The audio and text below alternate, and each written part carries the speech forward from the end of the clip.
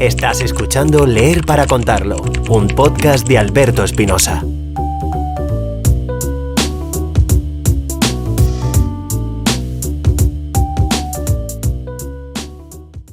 Hola, ¿qué tal? ¿Cómo estás? Hola, buenas Alberto, pues muy bien. Bienvenida. Aquí de otoño. Sí, bienvenida a Leer para contarlo. Gracias por haber aceptado la invitación. La verdad que personalmente me hace mucha ilusión que estés aquí. Pues te comentaba antes fuera de micro que te sigo desde hace tiempo, desde No te metas en política, y me gustaba mucho lo que hacías, y desde entonces pues te he ido siguiendo en La Marea y en redes sociales y demás. Y la verdad que me hace mucha ilusión que estés aquí. Eres una de las personas yo lo digo muchas veces y es cierto. Yo cuando empecé el podcast hice una lista de gente que quería que estuvierais aquí, y una de ellas eras tú, junto a otros ilustres, pues como Manuel Javois, por ejemplo, que todavía no ha podido venir. Espero que venga. Está ocupado. Está muy, muy ocupado, lo cual pues Sí. es bueno también porque significa que está escribiendo y eso es bueno para los que le leemos. Queralt, pues lo dicho, muchísimas gracias, y has traído un libro para recomendarnos muy interesante, y dinos cuál es y por qué lo has elegido. Pues bueno, muchas gracias por esta presentación y también estoy contenta de que al final hayamos podido cuadrar un día.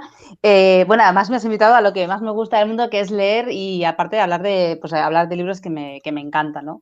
Pues vengo a hablar de no mi libro, del libro de Cristina Rivera Garza, El invencible verano de Liliana, que lo tengo aquí, editado por Random House, ¿no? No es una novedad editorial, tiene ya un tiempo el libro, creo que tiene un año y poco o alguna cosa así. O un poco más a lo mejor, sí, pero bueno, a mí me parece un librazo. Yo lo leí hace unos meses porque tuve la oportunidad de entrevistar a Rivera Garza, y la verdad es que fue un libro que me atrapó muchísimo y me quedó me quedé como muy en estado de shock, ¿no? A pesar de que es un libro del cual cuando tú empiezas a leerlo ya conoces el desenlace, ¿no? Y lo conoces pues porque se explican las primeras páginas y porque a la mínima que te leas la contracubierta pues ya se sabe, ¿no? Entonces me quedé tan en shock que me pasó una cosa entrevistando a Cristina Rivera Garza que no me suele pasar. Yo llevo como, pues no sé, desde 2009 dedicándome al periodismo, haciendo sobre todo entrevistas. Me pasó que hubo un momento de la entrevista incluso que me emocioné, ¿no? Yo, que en principio me ha pasado muy pocas veces, me ha pasado solo en un par de ocasiones. Y hasta ese punto me llegó la fuerza del libro, ¿no? Me parece un libro con muchísima fuerza, ya no por el tema que toca, que es la violencia de género, sino por cómo se construye ese relato, que, bueno, en la entrevista, bueno, pues vi cómo empecé a notar cómo se me humedecían los ojos al hacer una pregunta como muy delicada y tal, y tuve que parar la entrevista. Y para mí, cuando un libro produce estas reacciones, ¿no? Bueno, para mí es brutal, ¿no? Que un libro produzca esto al final, porque al final el libro no tiene lo que tiene una película, que tiene unos efectos sonoros, una música, como que toca mucho, ¿no? Para mí me resulta mucho más fácil emocionarme con una película que con un libro, en el sentido más lacrimógeno, por decirlo de alguna manera. Pero este libro sí que me llegó me tocó mucho la fibra, la verdad. En este caso, la historia en sí no será una sorpresa para, como decías, para quien lo esté leyendo, porque en la propia sinopsis ya pues sabes cuál es la historia. Sí. En este caso, lo interesante es saber el relato, cómo está contado y cómo afecta al entorno, ¿no? La ausencia, en este caso, de Liliana. Cuéntanos un poquito, sin hacer spoilers, y más o menos un poco pues, por lo que cuenta la propia sinopsis, y se puede leer en la contraportada y pues en internet, al final, el caso de esta chica. Cuéntanos un poquito de qué va, más concretamente. Claro.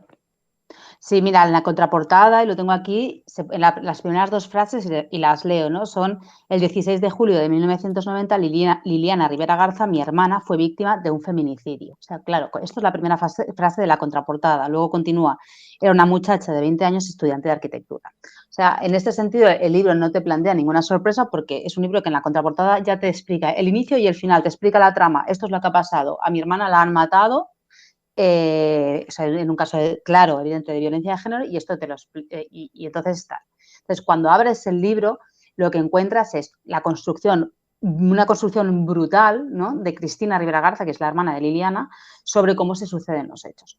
En el sentido de, claro, y dices, ¿cómo puede sorprenderme tantísimo un libro del cual ya sé, primero, del cual ya sé el resultado, y segundo, un tema que está muy abordado también en el ámbito cinematográfico, que lo vemos en las noticias, por desgracia, ¿no?, cada día, y que se ha contado con documentales, pues, con ficción, con no ficción, con un montón de formatos, ¿no?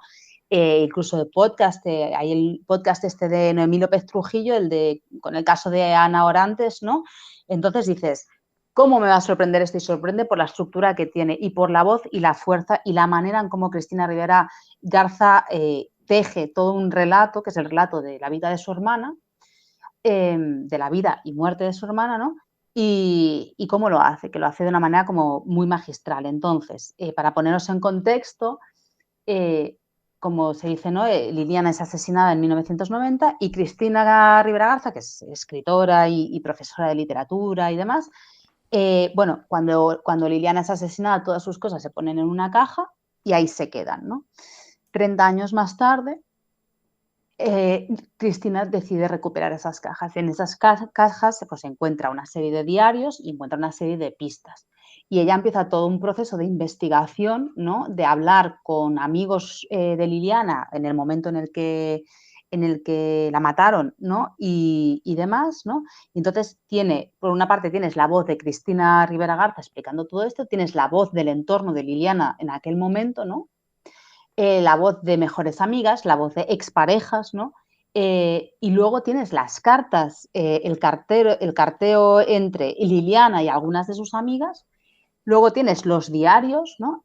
Y entonces te crea, no sé cuántas páginas son, 287 páginas, 200 y pico, 90 y pico páginas, casi 300 páginas, con un montón de géneros brutales que se entrelazan entre sí y de manera que dialogan entre ellos, que hace que te sumerjas completamente en la historia, ¿no? Y aparte también hay la parte más de crónica, de datos, ¿no?, más periodística, que te los va dando con pinceladas, pues sobre, no sé, pues sobre porcentajes de feminicidios, en este caso en México, que es donde sucede la historia, en México. Te da, pues, y da pinceladas también sobre, pues, los parámetros de la violencia de género, o sea que también es altamente divulgativo, ¿no? Esto es la primera cosa que a mí me sorprende del libro, ¿no?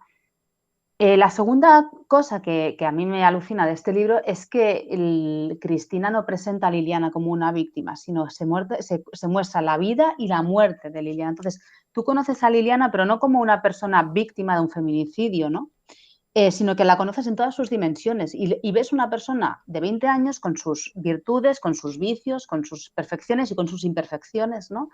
Y en este caso, Cristina ni la idealiza, ni la sataniza, ni absolutamente nada, sino que la presenta como que es al final Liliana la que se va presentando a través de sus escritos, ¿no? Y eso me parece muy mágico, como lo hace Cristina Rivera Garza, porque muchas veces en este tipo de casos sí que vemos, pues, hubiese sido muy fácil para la autora, ¿no?, a lo mejor idealizar a su hermana. Es que, claro, es que es su hermana, no estamos hablando de un caso de alguien que no te toca personalmente, ¿no? Hubiese sido muy fácil idealizarla, ¿no?, ponerla en una tarima, pero es que Cristina Rivera Garza no hace nada de todo eso, sino que la presenta a una chavala de 20 años tal y como es, con sus contradicciones y con su vida y demás, ¿no? Entonces, eso me parece también muy, muy, muy mágico, ¿no? La presentación del personaje y cómo terminas, ¿no?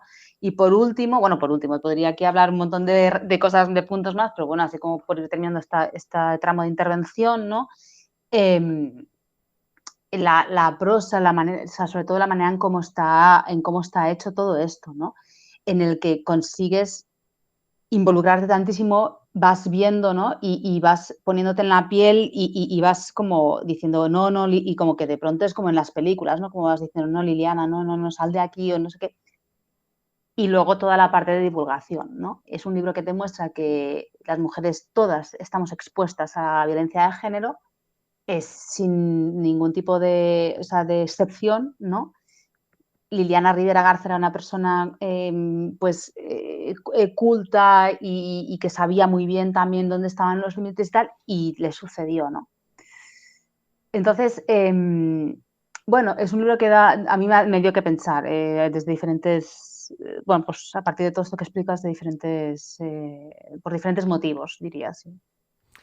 Hay una cosa que has dicho que me parece muy interesante, es que te llamó la atención el relato de la víctima, ¿no? Estamos como muy acostumbrados, me parece, no, es así, estamos muy acostumbrados a participar en las narraciones de la mente depravada, del asesino, no solo en casos de violencia de género, ¿no? Pero hay mucho como misticismo sobre todo en la literatura a lo mejor más anglosajona y demás, del asesino en serie, ¿no? Ahora,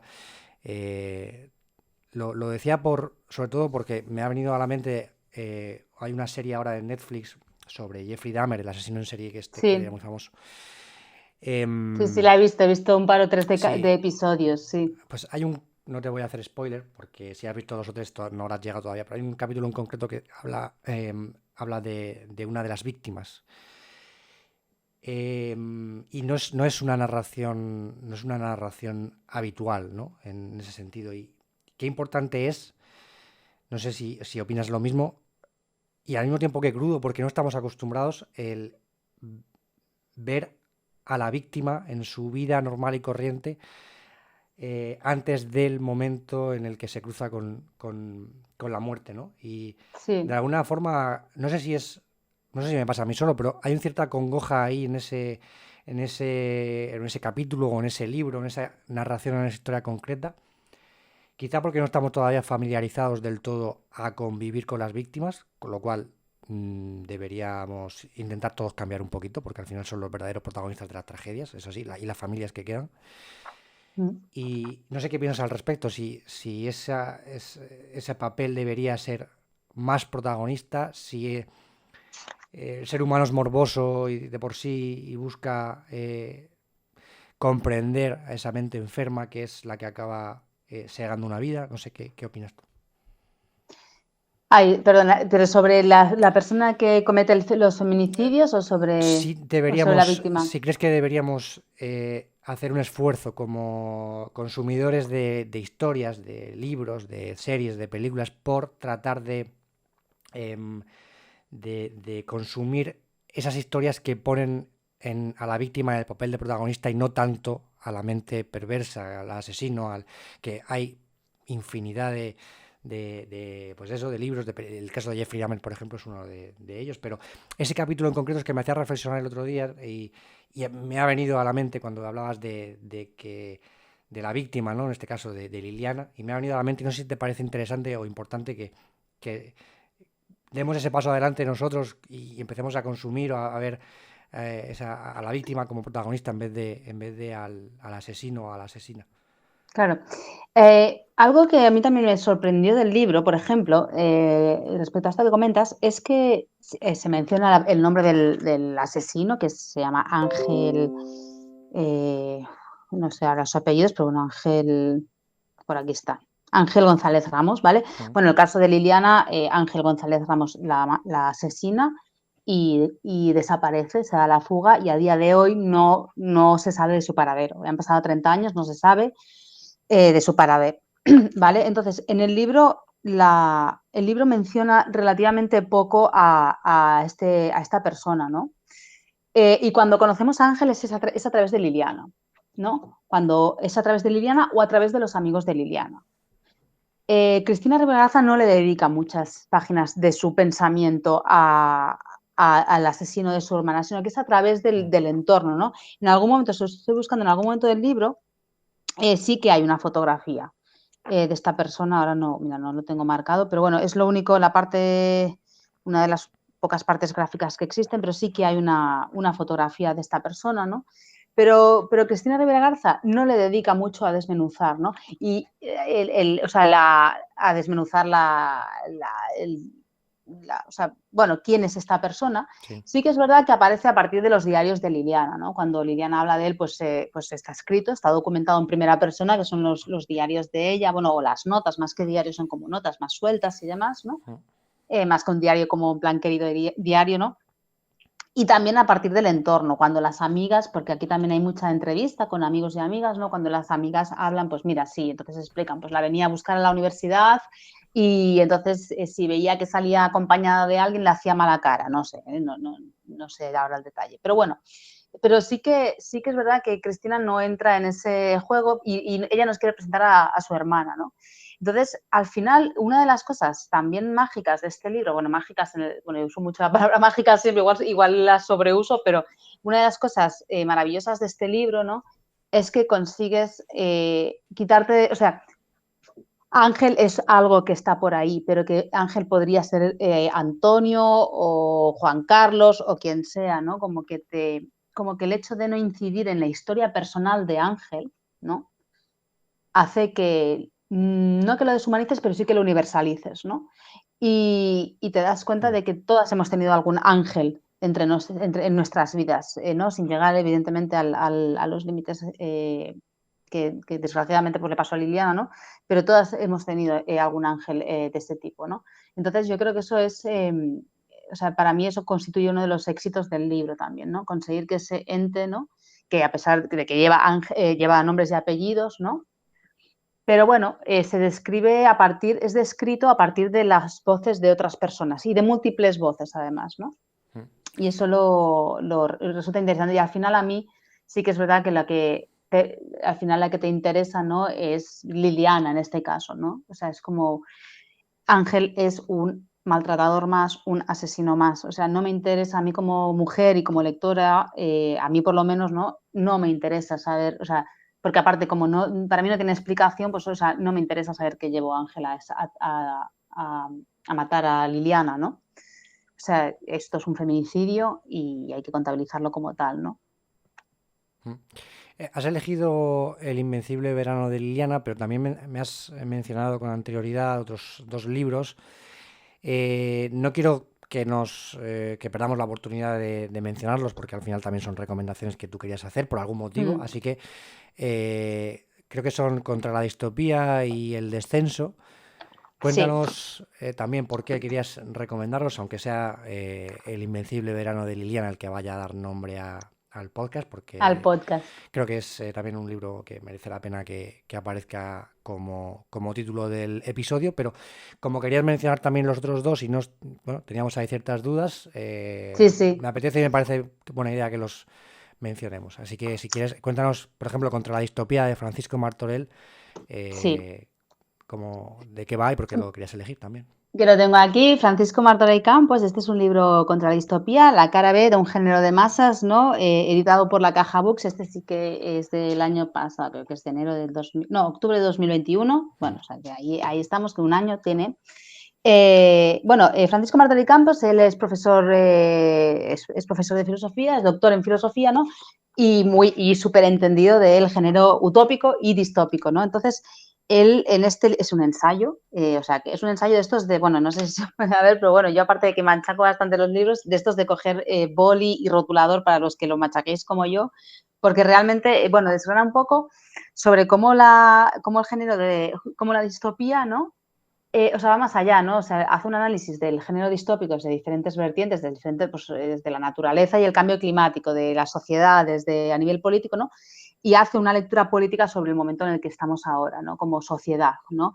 De cómo la distopía se nos ha metido en la cabeza, o sea, también eso ocurre con el cambio climático, ¿no? El catastrofismo, el colapsismo, y lo que hace básicamente es anular un poquito la capacidad de acción que tendríamos que tendríamos que ejecutar, ¿no? Entonces, es un libro que es una pasada. O sea, a mí tengo que decir que el género ni utópico ni distópico no es un género literario. Yo no suelo leer ciencia ficción, o sea, no me atrae demasiado.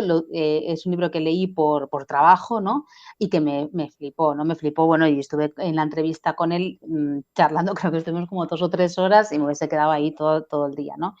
Y es un libro que da que pensar muchísimo. O sea, cada capítulo es que estoy mirando a ver, o sea, cada capítulo es oro, ¿no? O sea, habla de las utopías clásicas y ruralistas, ¿no? Del retorno al campo, de cómo se está idealizando esto, pero va muy allá, porque es un tipo Francisco Martorell Campos es un tipo que domina muchísimo el género, ¿no? Y entonces te explota la cabeza, realmente. O sea, aparte, detrás tienes toda la bibliografía que ha usado de películas y de tal, y es una pasada, la verdad.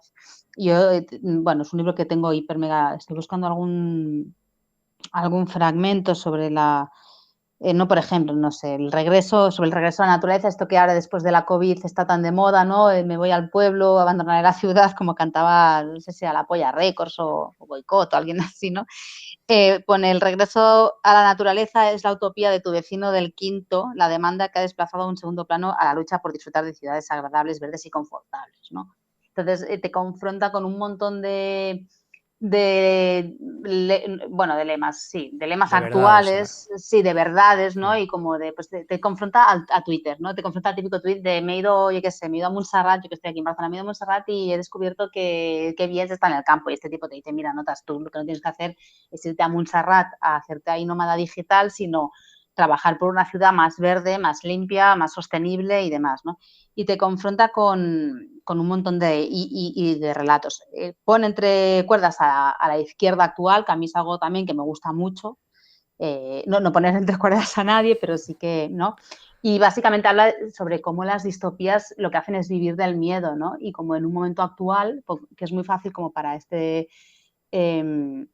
bueno, pues o sea, que es muy fácil, ¿no? Como bajo la amenaza de estas distopías que todos conocemos, porque todos hemos visto Waterworld, ¿no? Ahora que viene todo el verano, que llevamos todo el verano de sequías y demás, pues y ese miedo lo que hace es llevar a la inacción al final, ¿no? Entonces, bueno, él habla pues de politizar el miedo, ¿no? Bueno, un montón de cosas, ¿no? Hay una cita por aquí en la página, es que esta sí que la quiero leer porque me parece brutal. Vale, sí, esta, vale. Y así engancho también con el otro libro que quería recomendar y lo leo, ¿no? Vale. Dice: el dogma infecto donde los haya, con el que los psicólogos positivos encandilan al público, reza que no podemos cambiar el mundo, pero sí a nosotros mismos, que basta con modificar la manera en que pensamos y actuamos, gestionar con sabiduría los afectos y jerarquizar las prioridades. Conforme a las premisas indicadas, culpar al contexto de las desgracias vitales es el pretexto de quienes desean eludir que ellos y solo ellos son los responsables de lo que les pasa. Con la actitud y la mentalidad oportunas, cualquiera tiene la felicidad a mano, independientemente de las condiciones materiales que lo rodean y de lo que le ocurra a él y al entorno social. Al reemplazar los lamentos por actitudes positivas, los sujetos superan rápido los baches y salen fortalecidos y listos para comerse el mundo. Empuñando doctrinas similares, la industria de la felicidad esculpa al sistema de los grandes males que genera y culpabiliza a las personas que los sufren. Domesticar el descontento y el deseo de cambio, en la medida en que supedita la solución de las contrariedades al esfuerzo individual, no a la acción colectiva, ¿no? A mí esto me parece brutal en un contexto, además hoy es 10 de octubre, que es cuando se graba este programa, Día de la Salud Mental, me parece brutal este mensaje, ¿no? Que creo que hay que rascar mucho. O sea, este es el párrafo, ¿no? Ahí que yo le hice las fotos, lo mandé a un montón de amigos. O sea, politizar el dolor, politizar la ansiedad y todo esto, porque al final es lo que la primera parte pues ya se ha entendido que era irónica, ¿no? Y esa industria de la felicidad que te dice: uy, si estás estresado porque trabajas 10 horas al día o 12 horas al día, apúntate a yoga, pero entonces ese yoga te genera un gasto y tienes que trabajar en lugar de 10, pues 12, ¿no? Entonces, bueno, y entonces todo el libro es así, ¿no? Pues, y a mí me gusta mucho encontrarme con este tipo de pensamientos y de relatos. Me flipa, me encanta, porque porque me lleva por sitios a los que yo sola, pues a veces, porque a lo mejor yo también he sido de esas personas, ¿no? Que para desestresarme, pues me he apuntado a cosas, pero entonces llegaba tarde y eso me causaba más estrés y al final es como, es que yo no, es el sistema, ¿no? El que está mal, no yo. O sea, yo Sí.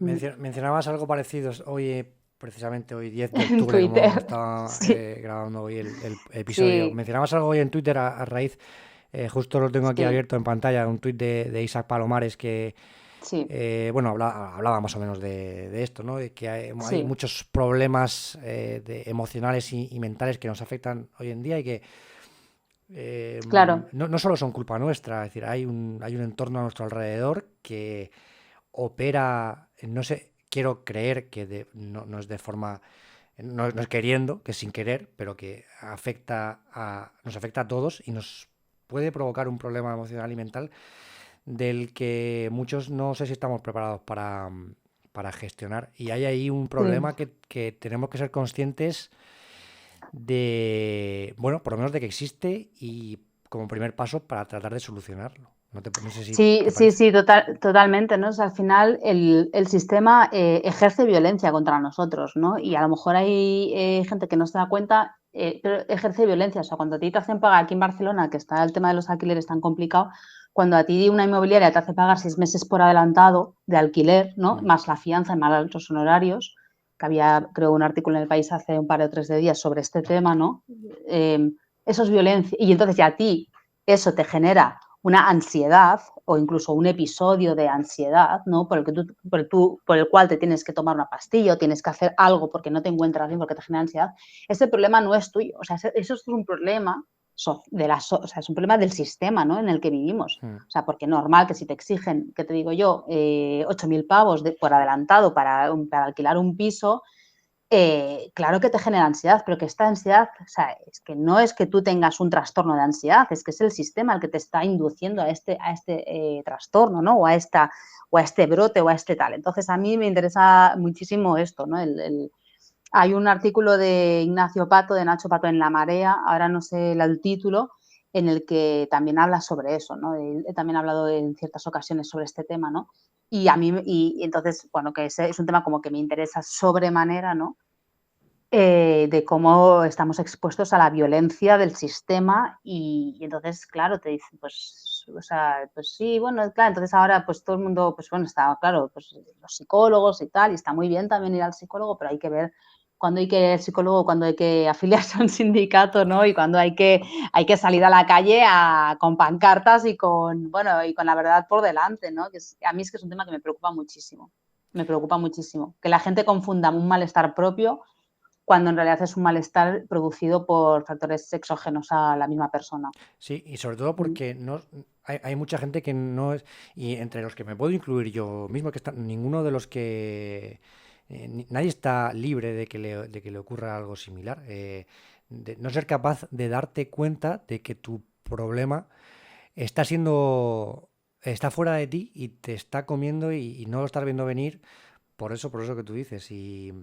Claro, Y es preocupante porque no somos capaces de verlo ni siquiera, bueno, ni siquiera acudiendo a los libros o acudiendo a profesionales hasta que ya llega un momento en el que dices, bueno, es que tengo depresión, que tengo que claro, ir al psicólogo. Claro, ya entonces, y luego, además es otro problema, que es ir al psicólogo a la seguridad social y te da 8 meses vista.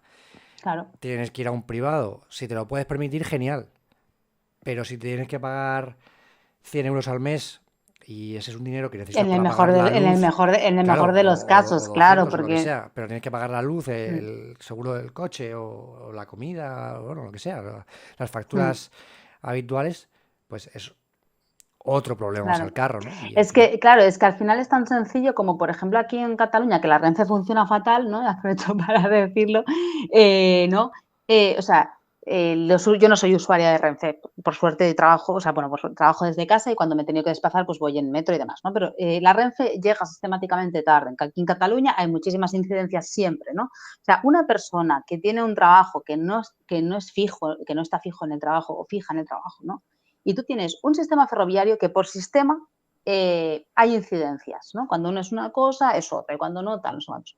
Y tú, ¿qué te digo yo? En un mes llegas 4 veces tarde al trabajo porque ha habido incidencias, ¿no?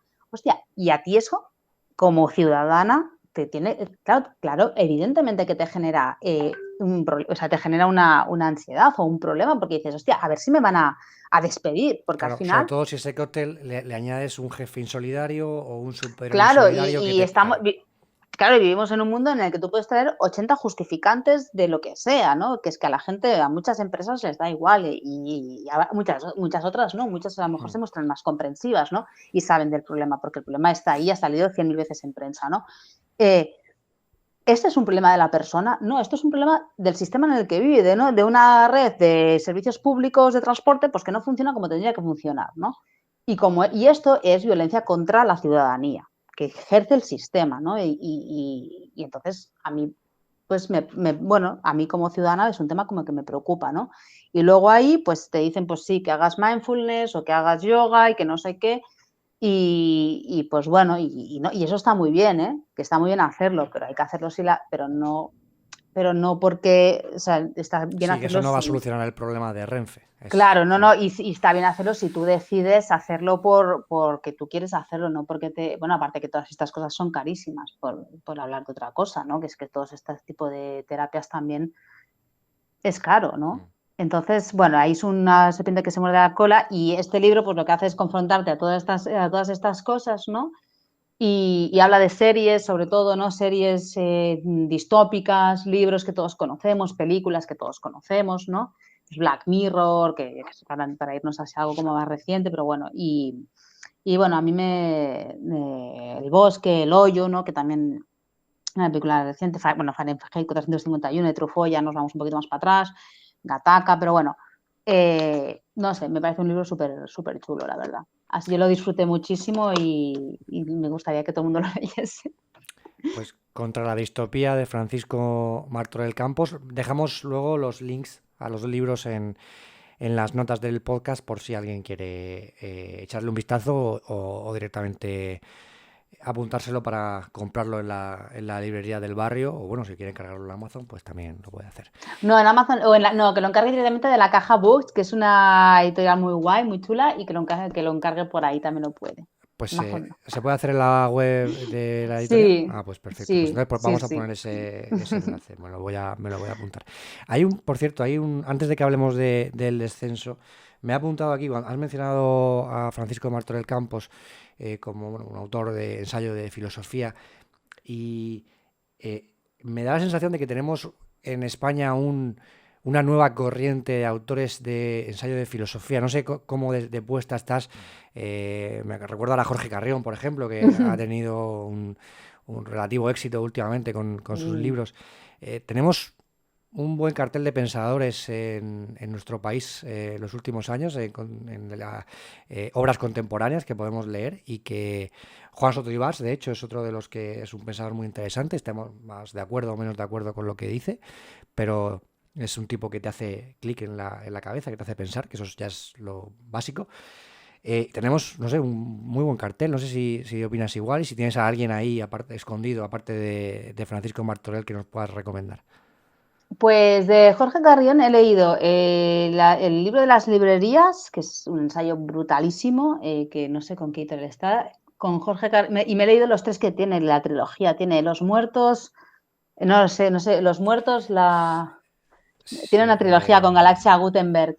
tengo yo también Eh, la sí, Los memoria Muertos, rota. los Muertos, los Huérfanos, y me falta un tercer elemento que no sé cuál es. Y luego me he leído el de las librerías y el pasaje. Tengo que decir que el último creo que es Membrana, lo tengo en Membrana. casa. Membrana, y no me lo he leído, pero sí que me parece muy interesante todo lo que está haciendo Carrión desde aquí. O sea, desde aquí porque vive en Barcelona, ¿no? Y me parece muy interesante porque, bueno, él tanto en sus columnas en el Washington Post como las entrevistas que da, y luego a partir del podcast Solaris, que creo que tiene un Ondas, creo que está como rompiendo moldes y está escarbando límites que, bueno, que te hacen pensar, y creo que es un tipo bueno, que le gusta mucho innovar, y a mí me parece muy interesante el camino que está tomando, ¿no? Y me gusta mucho tanto como creador de ficción como ensayista, ¿no? Porque, bueno, también igual, ¿no? Puedes estar más de acuerdo o menos de acuerdo en algunos postulados, pero bueno, me parece también muy, muy interesante. Y luego, ¿quién más? Estoy aquí. Es que, ¿sabes qué pasa? Que estoy como medio he trasladado todos mis libros a mi biblioteca del pueblo y ahora mismo no tengo ninguno, que normalmente los tenía en una estantería súper grande y se los veía, pero a ver, así de ensayo. Es que tengo aquí que me he dejado unos poquitos, pues ahora no te sé decir, pero Bueno, sí, Irene Vallejo, por Jorge Carrión. ejemplo, un ensayo, no es de Sí, filosofía exactamente, el pero del Junco, sí, el infinito en un junco, tengo que decir que no me lo he leído, pero también tiene muy buena pinta. Luego hay un libro, por ejemplo, que a mí me gustó mucho, el de Alberto Mangel, que es un escritor argentino, sobre las bibliotecas también. Y hace un trazado brutal sobre las bibliotecas, ¿no? A lo largo de la historia, ¿no? De cómo nace la primera biblioteca, creo que se llama... Es un libro que está con Alianza Editorial, no me acuerdo del título, lo hice hace unos años, ¿no? Y ahora, por ejemplo, estoy leyendo a Caroline Steele, que tiene dos libros con Capitán Swing. El primero es Ciudades Hambrientas y el segundo es Sitopía. sobre la ciencia, o sea, sobre la historia de los alimentos. Y me parece brutal y me parece, a mí la gente que hace ensayos me parece como gente con superpoderes, o sea, esa capacidad como de concentrar algo, un tema, todo un tema en 200 páginas o 300 páginas me parece brutal. Y luego hay un ensayo que me gusta mucho se llama La Biblioteca del Hielo, a ver, que lo busco, de Biblioteca del Hielo, que ahora no recuerdo el nombre de la autora, pero me coge aquí en frío, Nancy Campbell, ¿vale? Que esto está publicado con Ático de los Libros, ¿no? Y es un libro sobre el hielo. Y me flipó. Tengo que decir que me flipó también porque yo era una entrevista que era por trabajo también, y la tipa habla sobre el hielo, sobre la historia del hielo, que tú dices, es que es imposible que pueda sacar, no sé cuántas páginas son, ¿no? Sobre el hielo, pero la saca y es una tipa brillante. O sea, Nancy Campbell, La Biblioteca del Hielo, con Ático de los Libros, que también me encantó, así como ensayo, como que me petó la cabeza, o sea, como algo tan simple como es el hielo y la tipa te empieza a explicar, bueno, es que ella ha estado como ella es poeta, ¿eh? Pero estuvo como 10 años investigando sobre el hielo, ¿no? Y está súper bien traducido, súper bien redactado, o sea, todo. Me encantó, la verdad, súper bien. Háblanos ya de El descenso de Anna Kavan, que era el tercer libro que querías comentar. Sí, pues El descenso de Anna Kavan es un libro que yo me leí hace ya bastante tiempo. Bueno, cuando lo publicaron, creo que no sé si era 2017 o 16. Bueno, publicaron cuando lo tradujeron, cuando lo publicaron aquí en España, ¿no? Está con Navona, ¿vale? Ay, pues, ahora no veo la fecha. Bueno, Anna Kavan, pues es una escritora que terminó suicidándose, ¿no? Pues no, mira, se publicó. Pues 2019, pensaba que había sido un poquito antes. Y El descenso habla sobre pues sus idas y venidas del psiquiátrico, ¿no? Y sobre todas sus luchas mentales. Y bueno, me parece que tiene pasajes absolutamente desgarradores, ¿no? Que te ponen los pelos como escarpias, ¿no? No sé, tengo algunas cosas por aquí. Bueno, me parece un libro brutal, muy, muy, muy brutal, ¿no? Y sobre todo luego cuando conoces un poco, que buscas un poquito el personaje, o sea, el personaje, la escritora en sí, ¿no? Me parece como muy, muy brutal poder plasmar en unas páginas todo ese sufrimiento mental que ella sufría, o sea, que ella padecía, ¿no? Estoy buscando algún fragmento. No sé, a ver, es que tenía por aquí. Tenía varias cosas marcadas, pero bueno, tiene fragmentos totalmente, no sé, el ser humano puede soportar la depresión hasta cierto punto. Cuando se alcanza el nivel de saturación es necesario que encuentre en su entorno, si es que desea seguir viviendo, algún elemento de placer, sin importar lo humilde que éste sea ni en qué grado lo haga, ¿no? Entonces tiene una voz muy potente, ¿no? Hay otro fragmento que dice: cuando vengan a por mí será probablemente de noche, no habrá revólveres ni esposas, todo transcurrirá de forma tranquila y ordenada, con 2 o 3 hombres de uniforme o con chaquetas blancas, y uno de ellos llevará una jeringuilla hipodérmica. Así ocurrirá conmigo. Sé que estoy condenada y no voy a luchar contra mi destino, solamente estoy escribiéndolo para que cuando no me veas más, sepas que el enemigo finalmente ha triunfado, ¿no? Y el enemigo es la enfermedad mental que ella decía, ¿no? Que ella padecía y tal. Y bueno, me parece un relato brutal. Ayer domingo sí fui a ver Los renglones torcidos de Dios. Bueno, tengo sentimientos encontrados, ¿no? Bueno, la adaptación de Los renglones torcidos de Dios de Torquato Luca de Tena, ¿no? Que se ha hecho ahora la adaptación, se presentó en Sitges el año pasado y este año ahora llega a los cines, se estrenaba ayer. Y bueno, ¿no? Todo el mundo alrededor de la psiquiatría me interesa también mucho y me interesa mucho cómo se narra todo esto, ¿no? Y aquí había preparado como un pequeño, como no sé, ajuar de libros que tratan sobre esto. El descenso de Anna Kavan es uno de ellos, ¿no? Bueno, un relato estremecedor. También tengo por aquí uno que se ha publicado recientemente que se llama, que ya como título Todas las esquizofrenias de Smewei Hun Wang, ¿no? Que hace pues eso, ¿no? El relato de su enfermedad, ¿no? Y de las idas y venidas de los ingresos, ¿no?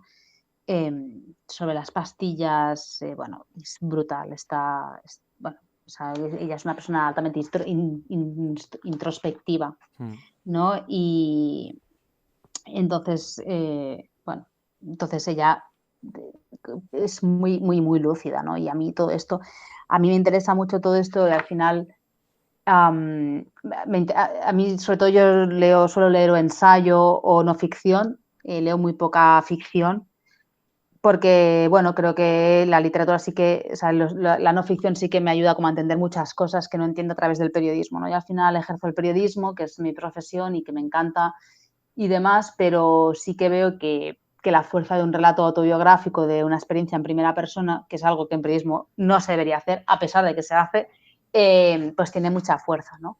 Entonces, todos estos libros, pues desde todas las esquizofrenias, ¿no? Me leí también hace poco el de Rosa Montero, El peligro de estar cuerda, que se mueve entre la autobiografía también y también habla de salud mental y demás. O sea, hay algunas cosas ficcionadas también. Luego tengo por aquí La vida de las estrellas, que esto es ficción, pero también transcurre, bueno, la campana de cristal de Silvia Plath, Ariel de Silvia Plath.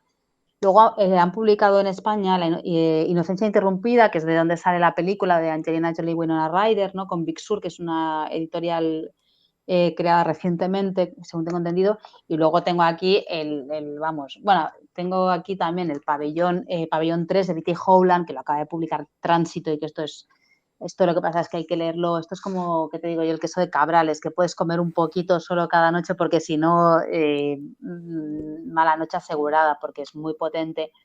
Y luego estuve leyendo este verano, por ejemplo, también el Rostros en el agua de Janet Frame. Janet Frame era una escritora neozelandesa, ¿no? Que también estuvo mucho tiempo ingresada en un psiquiátrico, ¿no? Y luego finalmente, justo unos meses antes de realizarle una lobotomía que tenía programada, ella envió un manuscrito, ¿no? A un premio y lo ganó. Y gracias a ese premio no le hicieron la lobotomía, ¿no?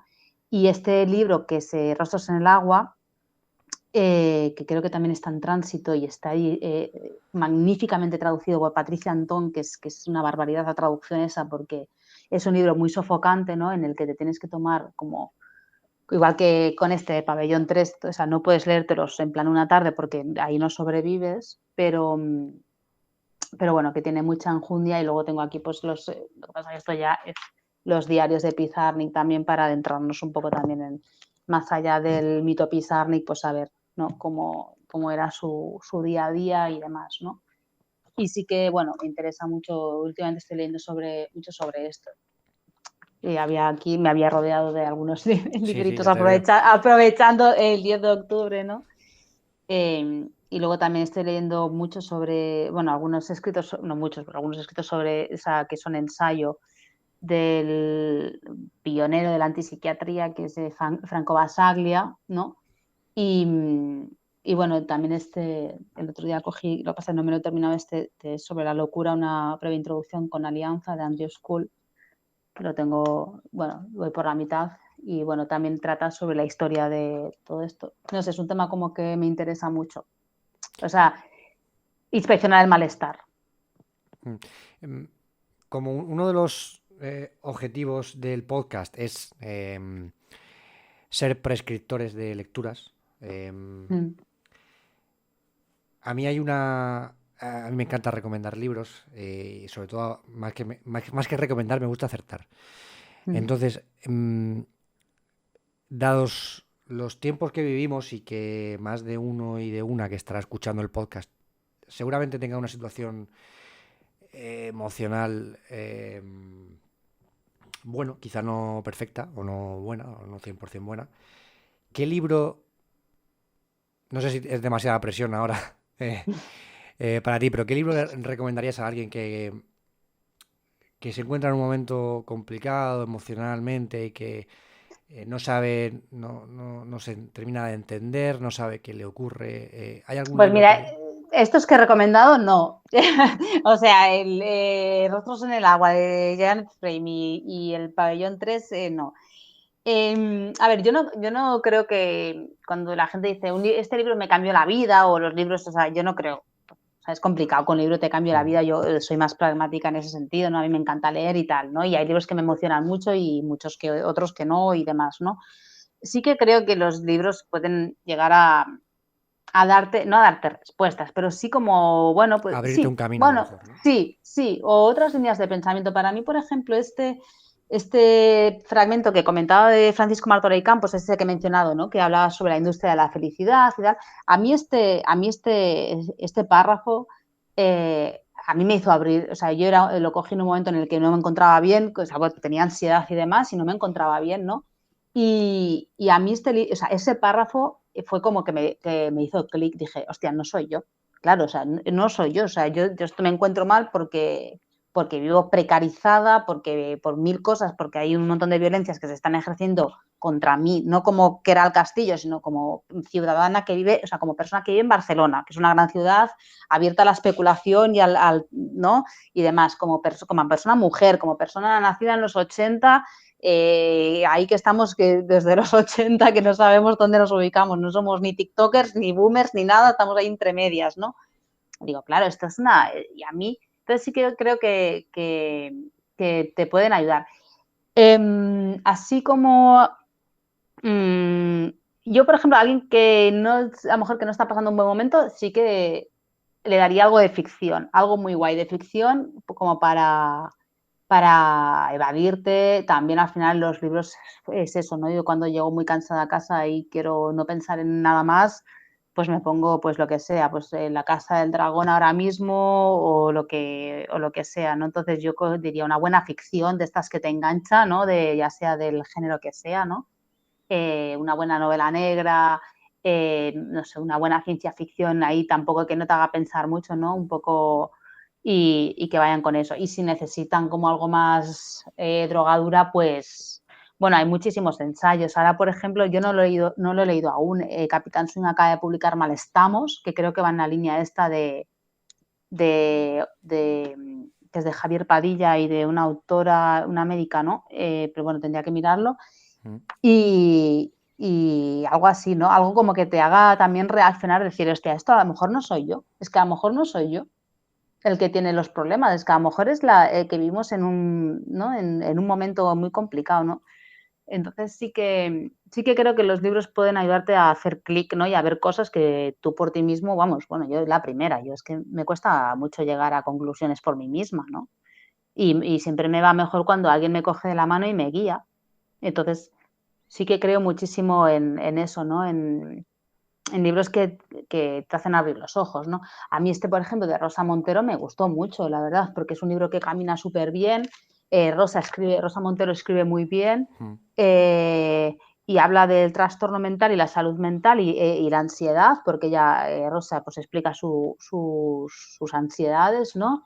Y te lo presenta de una manera como muy liviana, muy jocosa, o sea, no jocosa en el mal sentido de la palabra, pero bueno, como quitándole hierro también, ¿no? Y a mí me gusta mucho, pone muchos ejemplos, ¿no?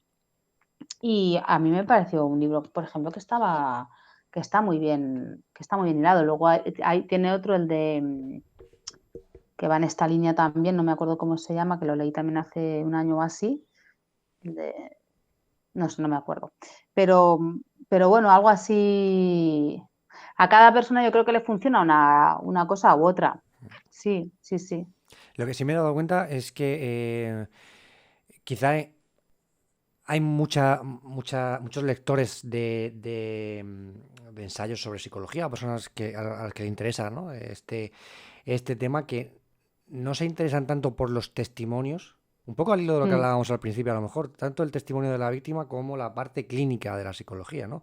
mm, Como que durante un tiempo se puso mucho más el foco en la voz de quien era capaz o intentaba dar una explicación que la voz de la propia persona que sufría, ¿no? Eso sí que mm. está cambiando un poco y creo que también puede ser muy interesante como ayuda, ¿no? A quien, también un poco a lo que hablábamos hace un momento, Sí, ayuda y columpio o impulso a quien sufre, no tanto el hecho de buscar un síntoma, ¿no? O un diagnóstico o un nombre a lo que me pasa, Mm. sino verme reflejado, ¿no? En las Sí, personas. se trata de como de compartir experiencias. Al final, o sea, compartir experiencias. Yo hablando con compañeros y compañeras mías periodistas, ¿no? Que es un ámbito profundamente precarizado, ¿no? Y que genera, como periodista freelance, ¿no? Y genera ansiedad en algunos momentos, ¿no? Y demás. Y al final, o sea, encuentras más respuestas en una conversación con una compañera, con un compañero que está en la misma situación que tú, que no en alguien que te venga a decir que es que en algo más teórico, ¿no? O sea, tú quedas para tomarte un café con alguien y dices, hostia, mira, me preocupa esto no termino de ver claro, o esto así, y como que eres capaz de, o sea, como que estamos tenemos mucha tendencia a acudir a los especialistas, y a los especialistas hay que acudir, eso hay que acudir, y eso yo creo que es Sí, eso impepinable, está ¿no? claro, sí. Evidentemente, ¿no? Si hay un malestar, sea de la índole que sea, hay que acudir a los médicos y a las médicas, ¿no? Eso es impepinable y eso no lo pongo en cuestión. Pero también está muy bien compartir experiencias, ¿no?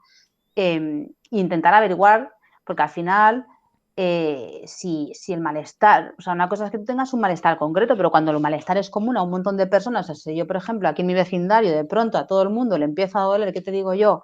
La barriga, pues a lo mejor es que el agua que sale del grifo está contaminada. Si estamos todos con diarreas aquí en mi bloque de pisos, pues es que no sirve de nada que yo vaya al médico, vale, sí, toma, tienes, yo qué sé, una gastroenteritis, que la del cuarto vaya y tal, ¿no? Pues a lo mejor es como, vale, es que no es un problema que tengo yo, es que es un problema que tiene todo el edificio, ¿no? Y entonces a eso voy un poquito también. Y entonces eso se consigue a través de la conversación y de intercambiar experiencias, porque entonces, pues si yo salgo al rellano y hablo con el vecino o me voy al del cuarto o a la del segundo y digo, pues tengo este problema que me encuentro mal, pues yo también, pues, y a eso voy, ¿no? Y creo que en el malestar, a lo mejor, compartir el malestar puede también darnos respuestas, de decir, bueno, pues a lo mejor es el agua del grifo que está mala, ¿no? A lo mejor no es mi organismo, sino que a eso voy, evidentemente, pues luego hay que ir al médico a que te dé un Primperan, creo que es, ¿no?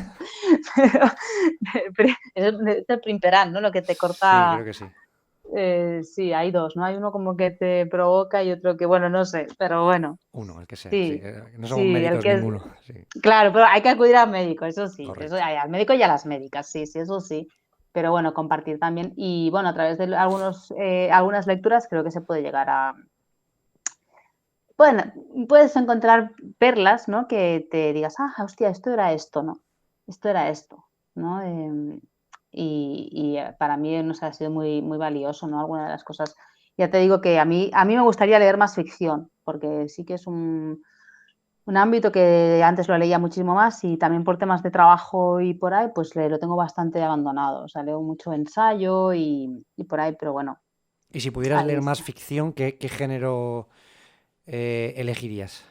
Pues los clásicos. A mí me encantaría encontrar tiempo para leer a los clásicos porque me da vergüenza no haberme leído nada, que te digo yo, de Dostoyevsky, por ejemplo, ¿no? Como a veces sí que me encantaría poder salir del hype de la novedad, ¿no? Y poder decir, pues mira, ¿no? Y leerlo con calma. Este verano hice un artículo sobre literatura griega para Traveler, ¿no? Y pude salir del hype para el artículo, me leí muchos libros, ¿no? Bueno, algunos me los había leído y tal, pero bueno. Y me gustaría pues poder decir, pues me cojo a las hermanas Bronte y me las leo con toda la calma, o me cojo, ¿qué te digo yo? A Dostoyevsky o a Víctor Hugo o a quien sea, ¿no? O no sé, a Virginia Woolf también, ¿no? Que he leído algunas cosas, pero no toda la obra. Y sobre todo me gustaría también encontrar el tiempo como para leer diferentes libros de un mismo autor, que es algo como que no suelo hacer, ¿no? A no ser que tenga que entrevistarlos y sea una entrevista muy en profundidad o tenga que hacer un perfil como para reconocer el estilo y giros a su vida y cosas de esas, así que como que me gustaría conocer bien a los autores y a las autoras a fondo, ¿no? Eso es lo que... Y si tuviese que leer ficción, pues hubo un tiempo cuando era más pequeña, adolescente y tal, disfrutaba mucho leyendo ciencia ficción, la verdad, pero esos tiempos ya pasaron y no, y ahora leo pues mucha crónica periodística también pero así de ficción, consumo poca ficción en general, ¿no? En lo audiovisual también consumo poca, bueno, estoy viendo ahora la Casa del Dragón y mira, el cuento de la criada también, así como pero no, Pero bueno, no mira, consumo eso, mucha la ficción. casa, la casa del dragón, bueno, Juego de Tronos, Sí. eh, el cuento de la criada, son ciencia ficción, pero es una ciencia ficción tan... Es que no quiero no quiero decir que sea tan real, pero está tan bien contado y está tan cerca de las tramas, ¿no? De muchas Mm, cosas que nos pasan y que vemos y que leemos en el día a día, que mm, en cierto modo a los que no somos lectores de ciencia ficción mm, nos entran muy fácil, ¿no? Pues yo Juego de Tronos, por ejemplo, mm. me la he bebido. Yo no soy un gran lector a día de hoy Sí. de ciencia ficción, ¿no? Yo me pongo a leer Mm, El Señor de los Anillos y seguramente, pues sí, lo mm, disfruto un rato, pero no me lo leería entero otra vez. mm. No sé, son obras que son ciencia ficción, pero, no sé, quizá están ahí un poco a Sí. medio camino. Mira, ahora estaba recordando, de ficción me leí hace 2 semanas, es que me lo leí, no me acuerdo porque me lo leí en una tarde de sábado de estas de que, digo, me leí Un amor de Sara Mesa, que no Sí, había lo leído tengo por nada de aquí, Sara sí. Mesa, me lo leí y me flipó, y eso es ficción, y me encantó, me encantó. Y ahora ya como que no había leído nada de Sara Mesa, y ahora solo quiero leer Sara Mesa, ¿no? Y sé que acaba de publicar Sí, un libro Familia, con ¿no? ¿Es el Anagrama La nuevo? Familia. Mm. Y me pareció muy guay por o sea, por cómo se generaba la trama y sobre todo el ambiente, o sea, ese como como de opresión, ¿no? Que también como que te metes en el cuerpo de la protagonista y la quieres sacar de allí, ¿no? Se genera como un sentimiento maternal, paternal, como de fuera de aquí porque esto te va a hacer daño, ¿no? Y como consigues un poco Dogville, ¿no? En ese sentido, ¿no? Pero sí, estuve leyendo y ya no me acordaba porque justo me lo prestó una amiga, ¿no? El libro que bueno, fui a su casa y me dice, llévate este tal y me lo leí de una tacada una tarde, ¿eh? Ponerme a las 4 de la tarde y a las 10 de la noche terminarlo y tal. Y me lo leí de una tacada y me gustó mucho, mucho. De Pues Sara Mesa no sé con... si esta sería la respuesta a una pregunta que te quería hacer, que era si había alguna autora española que nos quisieras recomendar, que hubieras descubierto hace poco, porque creo que tenemos una colección bueno, una colección como si fueran cromos, pero una terna de autoras contemporáneas en nuestro país con unas voces muy interesantes, desde la propia Sara Mesa es una de ellas, o Milena Busquets, por ejemplo, Sí. me parece otra. No sé si hay alguna que te haya gustado especialmente. No hace falta que sea ni de ficción ni de ensayo, no sé, o incluso periodista, columnista, que hayas leído hace poco y que te parezca una voz que, bueno, pueda ser tenida en cuenta. No sé si ahora o en el futuro. A ver, a mí me interesa, es que ahora si me coges en frío, no sé si esto es lo que decir antes. Bueno, sí, Sara Mesa me encantó. Bueno, española, estuve leyendo también unos cuentos de Mariana Enríquez, no es española, pero bueno, unos Sí, cuentos de Mariana Enríquez, que los cogí así como de casualidad en el ebook y tal, y es un libro de cuentos que se llama, no me acuerdo el nuestra título. parte de No, noche puede ser. no, no, este es el último, ¿no? No, No, ese es otro. No, no lo bueno, sé. No, vamos a buscar. luego lo puedo poner. Lo tengo, espera, lo tengo aquí en el ebook. Eh, porque este está en el, porque voy Sí, combinando también sé cuál papel me ebook. dices, pero no caigo ahora yo tampoco en el nombre. Yo creo que la memoria la tengo rota para los libros. Eh, eh, eh, em, Los peligros de fumar en la cama, puede ser. O las cosas que perdimos en el fuego. estoy mirando, a ver, espérate. Esto no, la hora. Ay, ¿por qué no lo encuentro? Cosa más rara. Capaz que lo he borrado, porque, a ver un segundo. A lo mejor es que tengo una carpeta que pone leídos, ¿no? Pues no, aquí tampoco está. Pues no sé qué, porque lo tenía en el ebook seguro, es que yo creo que era. Las cosas que perdimos en el fuego, sí. Sí. Las cosas que perdimos en el fuego, sí, pues ahí me fliparon esos, o sea, esos cuentos, o sea, el terror psicológico al más puro, vamos, o sea, bueno, me encantó, la Ten- verdad es que me encantó, me gustó mucho. No lo terminé porque como que me los voy, cuando algo me gusta mucho también me lo voy dosificando, entonces como son cuentos, pues está guay. Y mira, justo ahora que he abierto el ebook Una voz que me encantó también, que leí este verano de una tacada, Panza de burro, de Andrea Abreu, que me encantó. Me gustó mucho, sobre todo el tema del lenguaje, ¿no? Que para mí me gustó mucho.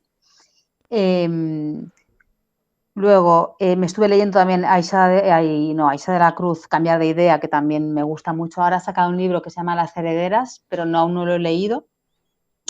Este tengo ganas yo de Y cogerlo, sí. sí. Este. ¿Qué más tengo por aquí? A ver, sí, Cambiar de idea. Y tengo pendiente el de lo que me gusta mucho como columnista cuando escribes, Lara Moreno, por ejemplo. El último libro que ha escrito no lo he leído aún, creo que ha publicado con Seis Barral, pero me gusta mucho la voz que tiene, es muy crítica, es punzante y esa es punzante, bueno, me gusta ella como lo hace tal cuando escribe algunas editoriales en El País, bueno, algunas columnas en El País. Y luego así como columnistas, por ejemplo, sigo mucho a Begoña Gómez Urzaiz, que es una periodista catalana que escribe columnas en La Vanguardia y también en El País. Begoña Gómez Urzaiz, por ejemplo, la sigo mucho también, ¿no? Y sobre todo yo lo que, bueno, sí que me gustaría acercarme, no, que hubiese más producción de literatura de las afueras, ¿no? Del extrarradio, ¿no? De toda esa, en mi caso Barcelona, ¿no? Esa Barcelona metropolitana, ¿no? Que me gusta, por ejemplo, a mí me gusta mucho Pérez Andújar, ¿no? Me encanta Pérez Andújar y me gusta mucho, soy muy fan, muy fan de Kiko Amat, ¿no? Que es del mismo pueblo que yo, de Sant Boi, y me flipa todo lo que ha hecho Kiko Amat porque me siento como muy reflejada en todo lo que explica y paisajes compartidos, ¿no? Al final me tira todo esto mucho también. Tengo muchas ganas yo de leer a Kiko Amat. Lo tengo Sí, en cola, pero no baja mm, la cola, entonces no consigo llegar a Kiko Amat, pero sí, lo tengo en cola. sí, sí, Keralt, sí. te quería preguntar, porque se nos está yendo el tiempo, llevamos casi ya más de una hora de Sí, es que podcast. me enrollo una barbaridad. No, Me no, encanta hablar de libros, me encanta. está genial. Va a ser una de las notas de podcast más largas porque tenemos aquí un montón de recomendaciones súper interesantes. Además, me parece un episodio muy, muy interesante para un tipo de público que pueda acercarse a ciertas voces contemporáneas de la literatura española y creo que es bueno para todo eso. Keralt, el libro de tu infancia, ¿cuál fue ese libro con el que empezaste a leer o el primero que recuerdas que fue tu...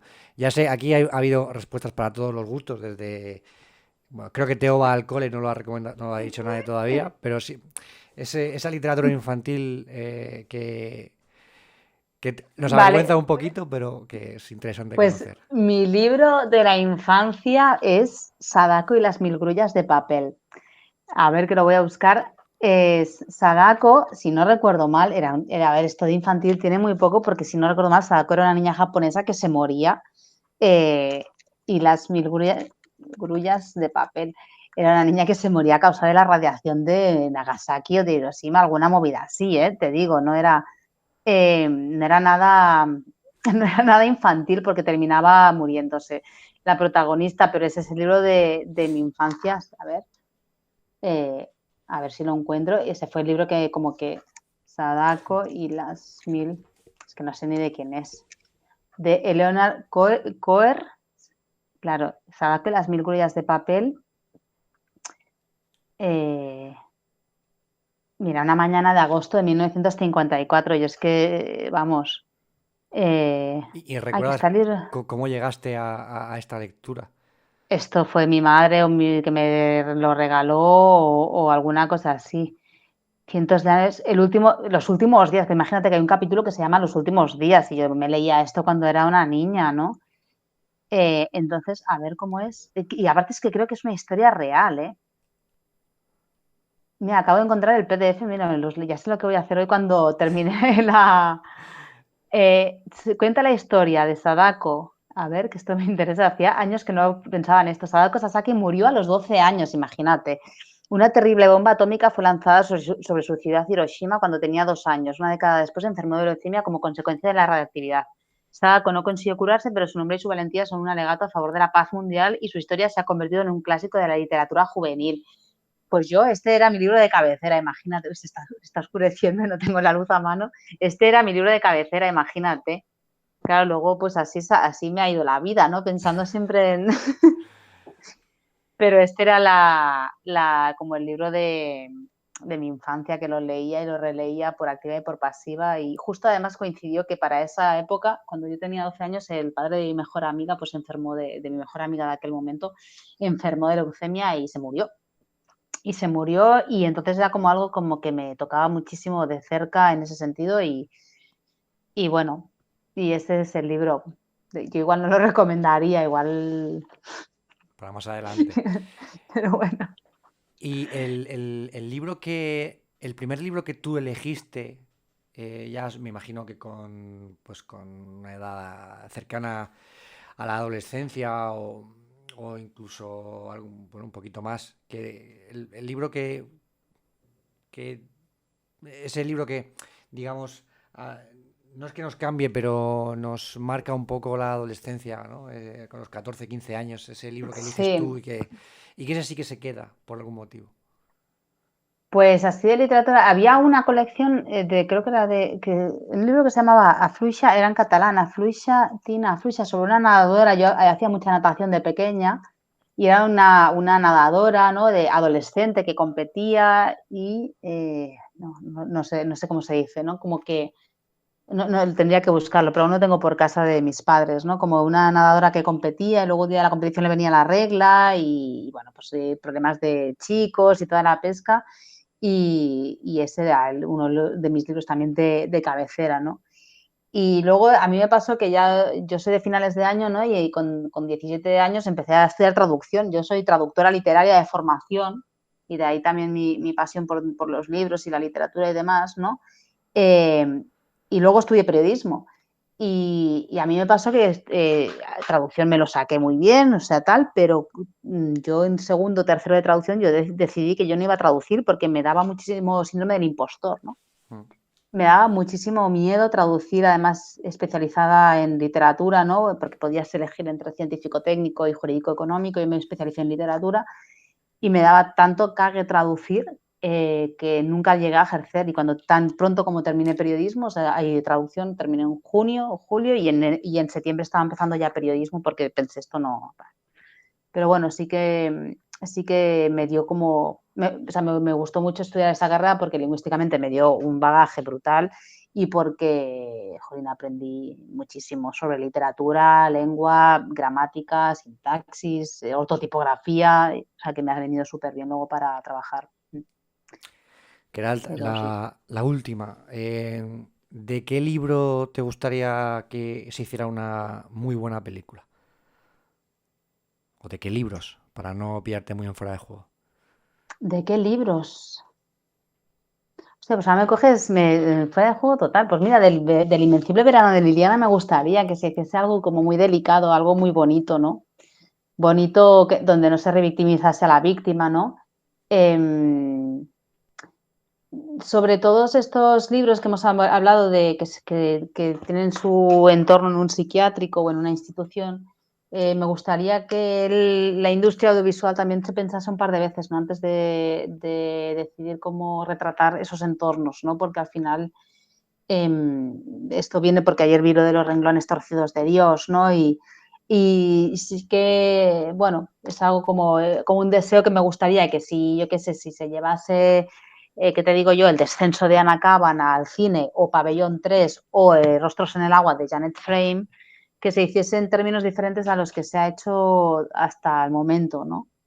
Que al final, o sea, los renglones torcidos de Dios, por ejemplo, se parece muchísimo a Shutter Island, ¿no? Y es esa reproducción de la institución eh, con un grado de inverosimilitud total que lo único que hace es continuar estigmatizando y demás, ¿no? Eh, y luego no sé si, sí, luego me gustaría, pues, bueno, adaptaciones biográficas y demás, eso me gusta mucho también. Yo veo muchos documentales y demás. O el de Sara Mesa, el de Un amor que leí hace poco que comentaba, también me gustaría verlo, sí. Sí, sí. Muy bien, Queralt, pues esto ha sido todo. ¿Te lo has pasado bien? Pues sí, sí, sí, me he pasado estupendo, vamos, una de estos cada día tendría que ser para ir. No, habría un momento que me quedaría sin verborrea, pero bueno, pero sí, sí, muchas gracias por invitarme. Nada, muchísimas gracias a ti. ¿Hay algún proyecto literario o algún proyecto en el que te podamos leer en el futuro o al corto plazo, a Bueno, de medio plazo o a momento largo no, plazo? de momento no, tengo ahí algunas ideas y por ahí, pero bueno, de momento todo, de momento en los periódicos, de momento en los periódicos, en las entrevistas, dando la turra por ahí con temas sociales y demás, de momento ahí, y luego ya será. Es que al final, te lo comentaba al principio fuera de la grabación, ¿no? Que leo más que escribo, debería escribir un poco más y no leer tanto, pero es que, bueno, al final, bueno, el día a día también me atrapa mucho, ¿no? Pero bueno, sí, a ver, tengo ideas, hay muchísimas cosas que no se cuentan, o sea, no es que no se cuenten, ¿eh? Entonces todo se cuenta y todo está contado, pero bueno, hay muchas cosas a las que se le puede dar otra mirada, evidentemente, sí, sí, me encantaría poder escribir sobre las cosas de mi infancia, en el extrarradio de los 90 y tal, me encantaría poder escribir sobre eso. Lo que pasa es que también soy muy pudorosa para hablar de estas cosas y de momento pues ahí está. Bueno, Así pues que ánimo, ahí ánimo. vamos. Muchas gracias. Gracias, Queralt. Venga, chao. Chao.